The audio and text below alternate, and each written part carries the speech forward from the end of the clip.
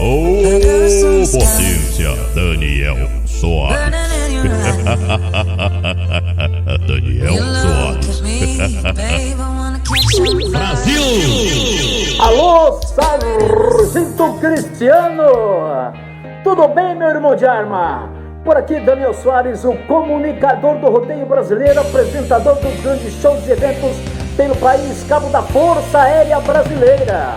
Meu irmão de arma, tô sabendo que você foi para reserva como terceiro sargento depois de 30 anos de serviço prestado junto à Polícia Militar e a toda a população do estado de São Paulo, passando por várias companhias, trabalhando no Choque, trabalhando na Rocan, fez um serviço excepcional.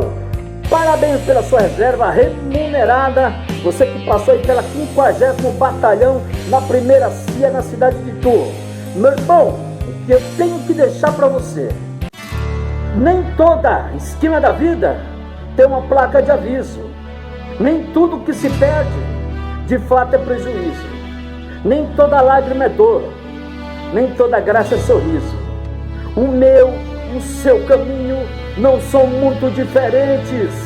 Há espinhos, pedras, buracos pra modo de agradar a gente. Até uma topada empurra a gente pra frente.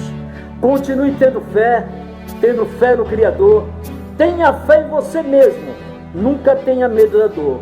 E saiba que a cruz mais pesada o Filho de Deus carregou.